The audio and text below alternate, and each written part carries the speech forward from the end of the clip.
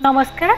अमृत सागर बिंदुर आज अध्याय को आपण समस्त को स्वागत। दर्शक बंधु मुझे आपण मान कही आज आम आसी पहुँचीछु खंडगिर गुआशुणी मंदिर परिसर में तपोवन जो आम भेटा आज डॉक्टर स्वामी चिदानंद महाराज को जी कि इंटरनेशनल गीता मिशन रो अध्यक्ष आसतु सहित आज गीता संपर्कित किसी आलोचना जारी रखा।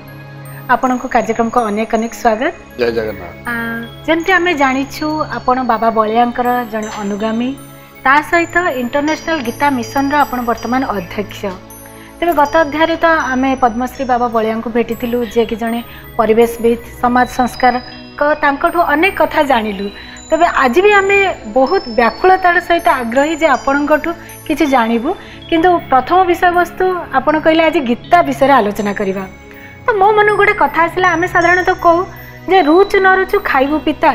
बुझ न बुझु पढ़िबु गीता। ओडिशार प्राय अनेक व्यक्ति घरे आपण गीता पाइबे। अनेक धर्म ग्रंथ सहित गीता अच्छी आ गीता को भी आम ठाकुर पाखे रखी पूजा करूँ। तेरे एते सब लोकंक मन रे एते सब भावना थिबा भितर गीता को नहीं तो गीतार प्रचार प्रसार आ कौन अधिक आवश्यकता पड़गला जे भगवत गीता समग्र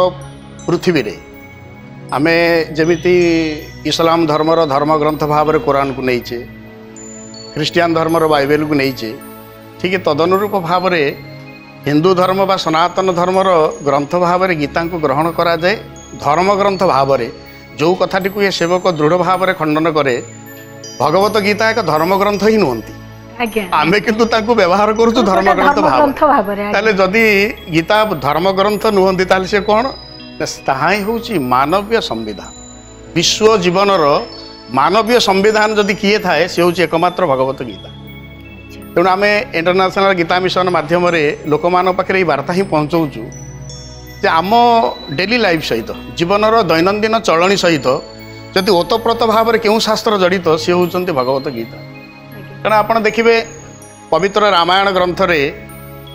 मर्यादा पुरुषोत्तम रामचंद्रन का लीला वर्णना भागवत हो हरिवंश हो आप देखिए लीला पुरुषोत्तम कृष्णकर वर्णना किंतु भगवत गीता रे कहार वर्णना अच्छी कहार ना केवल आम जानिछु जे अर्जुन को श्रीकृष्ण किसी बुझाउछन से जो बुझेइले से जो उक्ति प्रत्युक्तिर जो धाराटा तो सेठी वर्णना कहा संबंध रे ना उत्तर केवल एतिकी आम समस्तंकर व्यक्तिगत जीवन संबंध सेठी आमे अन्य कोनोसी कहा विषय रे आमे जानू सेठी आमे जानू जे आम निज जीवन विषय माने प्रत्येक व्यक्ति प्रत्येक साधारण व्यक्तिर जीवन शैली जीवन चर्या केमिति हवा दरकार से संपर्कित किछि उक्ति रही कारण सेठी कोनोसी निर्दिष्ट बाउंडरी वॉल नाही जे यहा केवल हिंदू धर्म मानको पई यहा केवल भारतीय मानको पई बा यहा केवल संस्कृत विद्वान मानको पई एभली कोनोसी कथा नाही। तेणु विश्व इतिहास रे बोते एक विरल एक ग्रंथ जहा होचंदी भगवत गीता से सबु बेले गोटे कालजयी शास्त्र सेवक सब बेले कुए एभली कोनोसी गोटे समय आसीबो नाही जो समय रे भगवत गीतांकर आवश्यक पड़िबो नाही एभली समयटे आसीबो नाही कालजयी शास्त्र मानवत्व बा मनुष्यत्व जते दिन पर्यंत अछि गीतार आवश्यकता सेते दिन पर्यंत निश्चित भाव रे रही मनीषटी अछि मनीष पणिया अछि मनीषर कर्तव्य बोध अछि तो गीतांकर आवश्यकता सेठी अछि कारण बाट कौन जानिले जने बाटोई तो आगो को आगेइबो ना। तेणु आम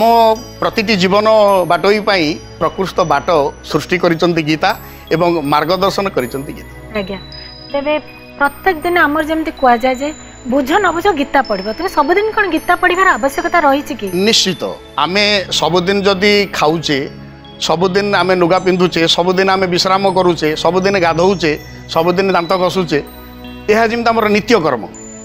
बिना दांत घसार आमे खाई परिबा नहीं बिना खाइबार आमे बंची परिबा नहीं बिना घर रे आमे रही परिबा नहीं बिना सोइबारे आमे आम जीवन क्लांति की मेंटेई परिबा ना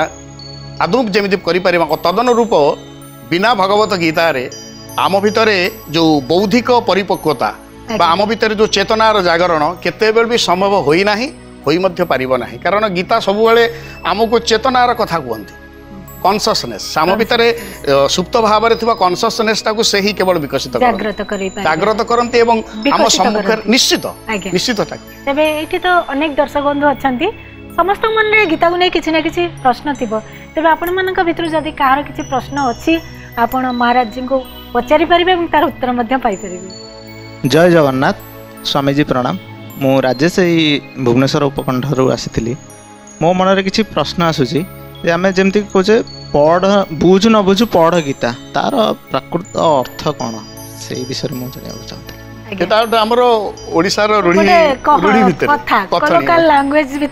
साधारण कथनी भितर कथाटी रही समस्त पाखे बुझ न बुझु पढ़ गीता रुचु न रुचु खा पिता यार उत्तर ठीक से आपण मैंने जो शब्द व्यवहार करुँच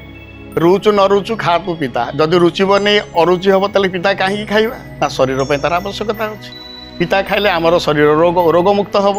एवं पिता खाइले शरीर निरोग को लाभ कर ठीक तदनुरूप उत्तरटा से बुझु न बुझु पढ़ गीता आम बुझीपारू बा न बुझीपारू जदि गीता पाठ करवा तेल हेब कौन ना गीतार शब्दावली सहित गीतांकर मार्गदर्शन सहित आम एकीभूत हेले मिसिले एवं बारंबार पढ़ुले आम भितर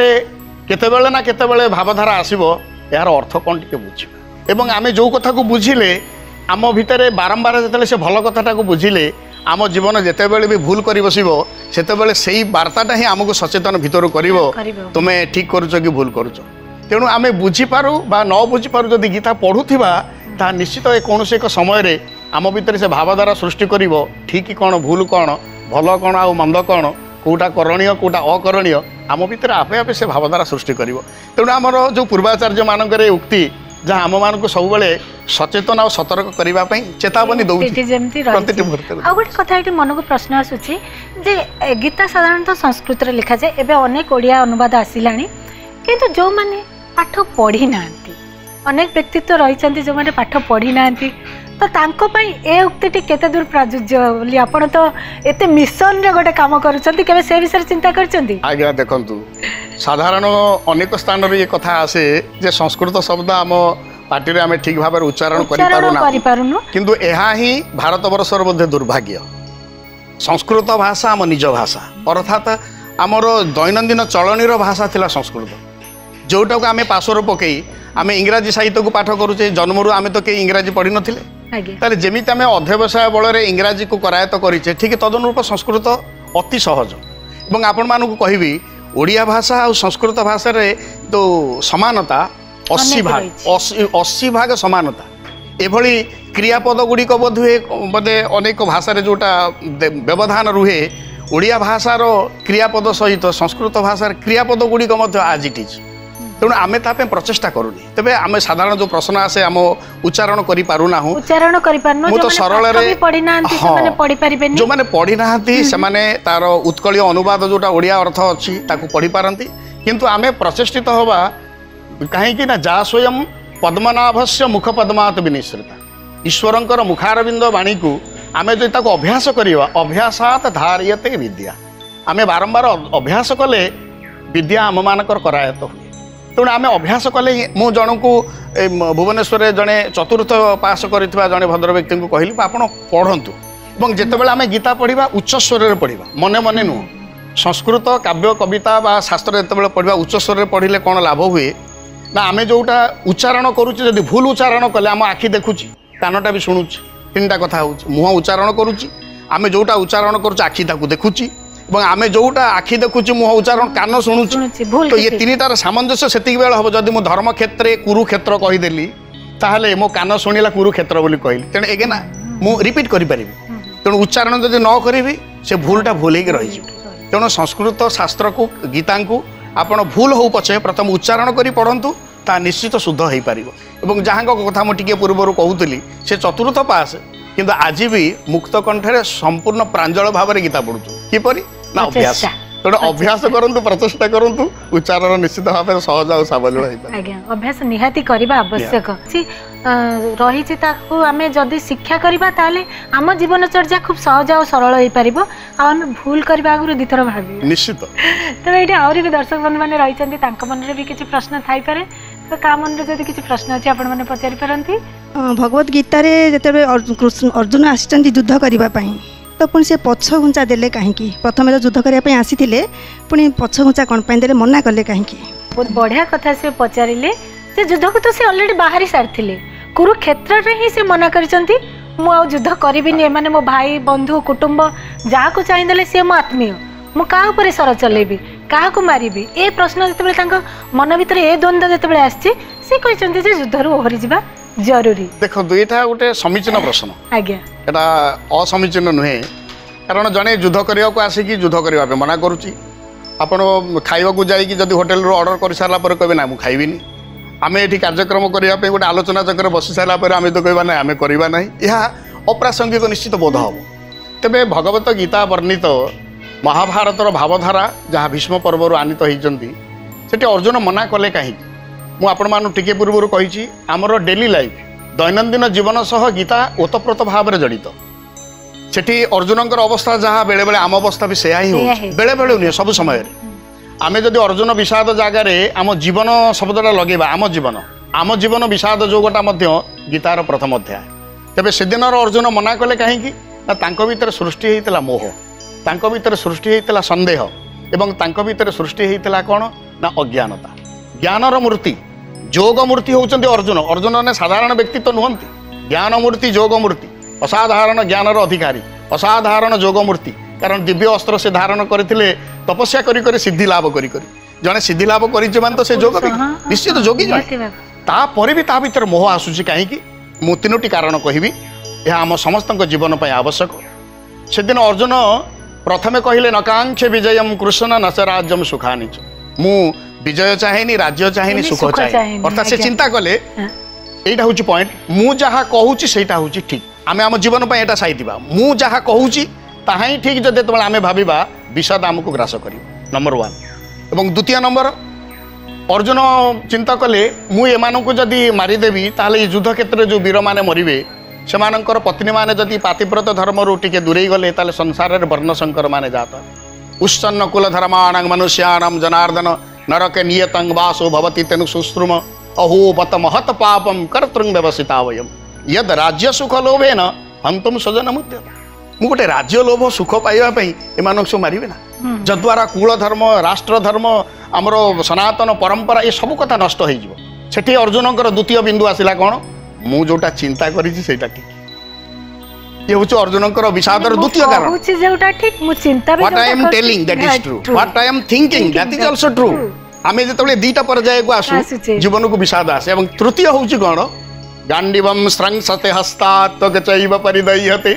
न च शक्नुमवस्थातं भ्रमति वच मे मनः। अर्जुन कहउछन ना मु युद्ध करि परि माने कहि खाली कहिलेनी धनुबाण ओल्हिकी थोई देले मो देह आज्ञा थरिलानी बेपथुस्स शरीर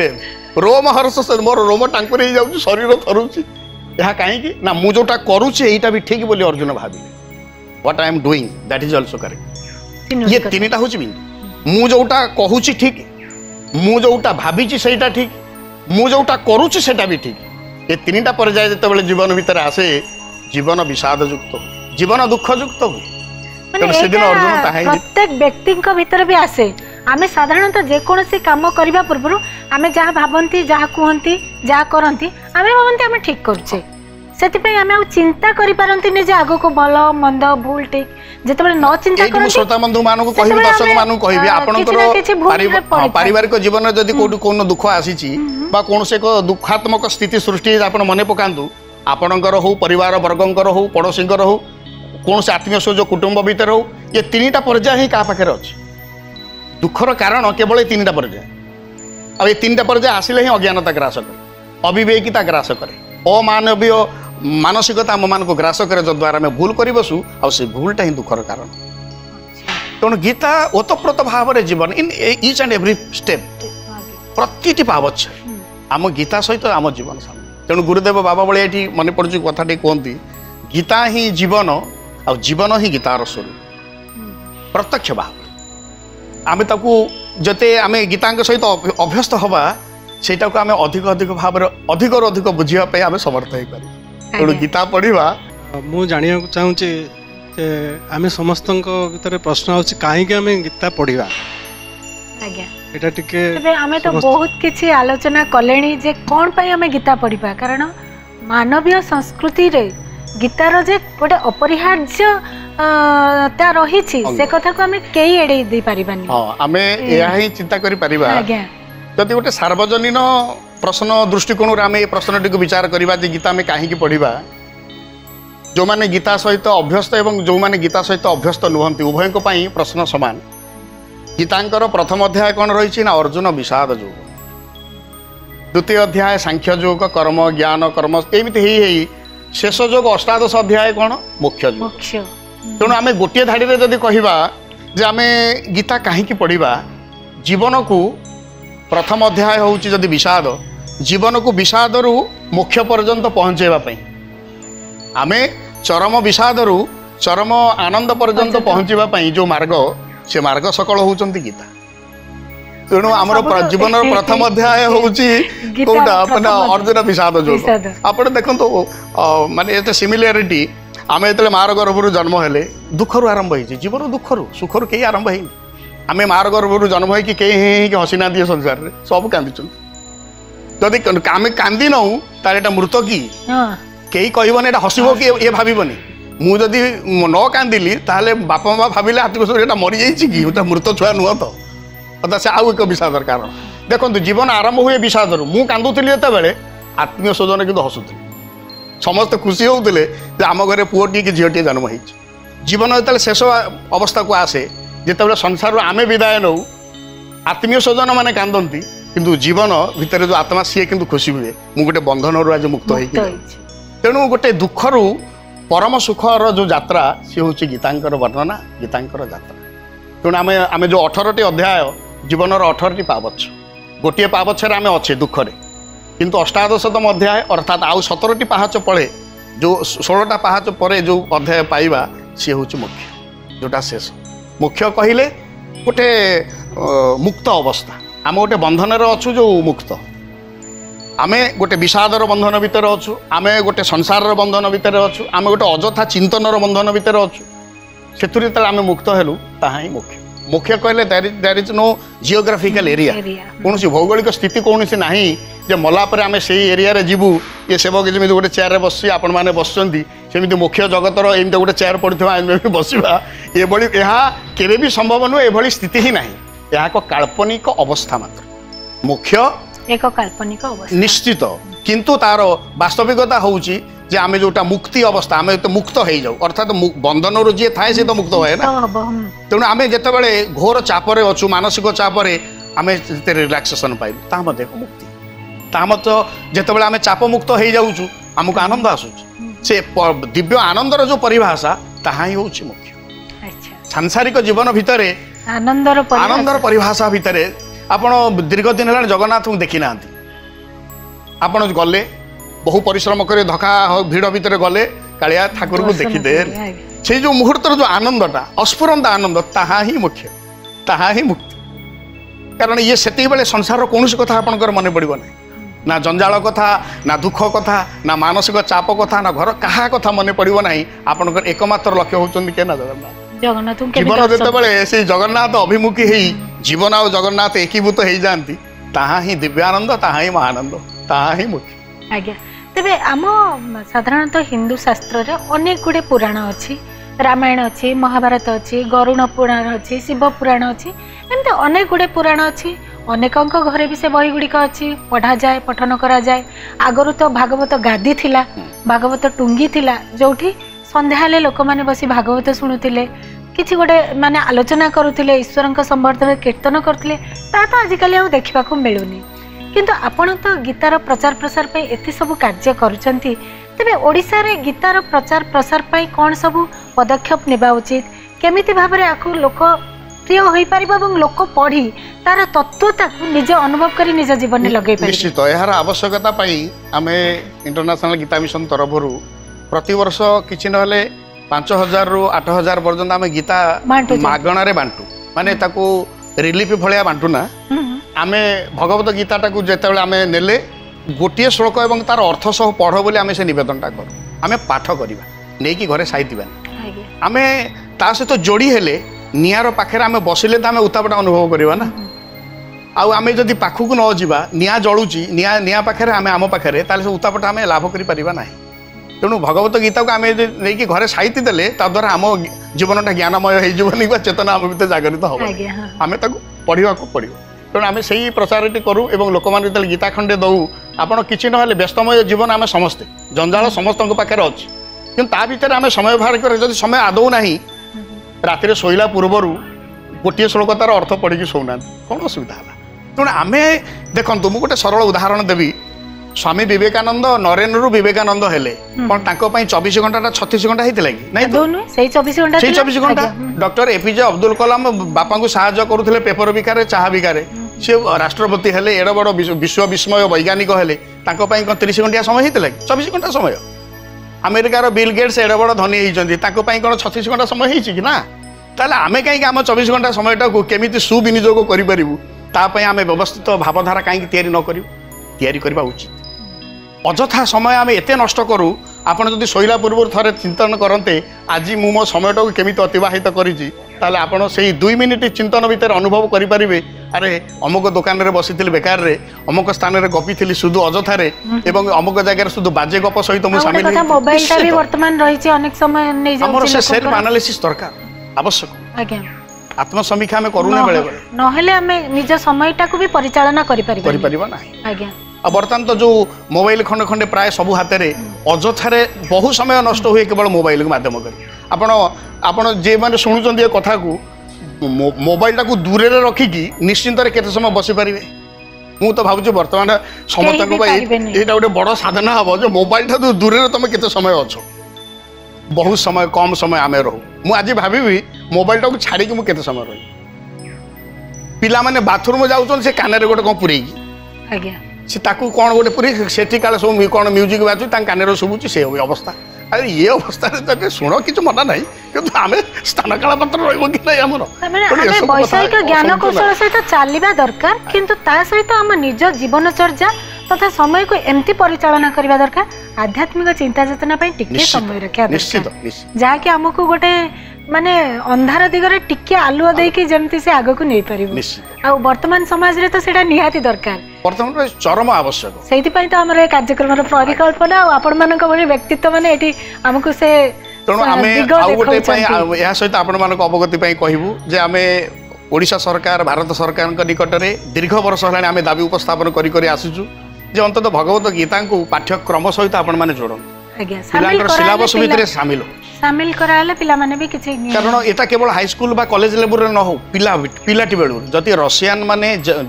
ଜର୍ମାନୀରେ ତାଙ୍କର ପିଲା ମାନେ ଯେଉଁମାନେ UPLP ଯେଉଁ LKG ଷ୍ଟାଣ୍ଡାର୍ଡରୁ ସେମାନେ ଚାଣ୍ଟିଂ ତାଙ୍କୁ ଅଭ୍ୟାସ କରୁଛନ୍ତି, ତାହେଲେ ଗୀତା ଉତ୍ପତ୍ତି ସ୍ଥଳ ଭାରତ ବର୍ଷରେ ଏପର୍ଯ୍ୟନ୍ତ ସେଇଟା ହେଇପାରୁ।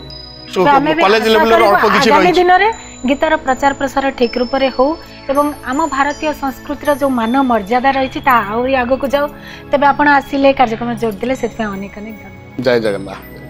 ଦର୍ଶକ ବନ୍ଧୁ, ଗୀତା ସମ୍ପର୍କରେ ଆଲୋଚନା କଲାବେଳେ ମନକୁ ଏତିକି ଆସିଲା ଯେ ମଣିଷ ଜୀବନରେ ଯଦି ଠିକ ବାଟରେ ଚାଲିବାକୁ ହୁଏ ତାହେଲେ ସେ କଥା ପଦକ ଆଦୌ ଭୁଲିବାନି।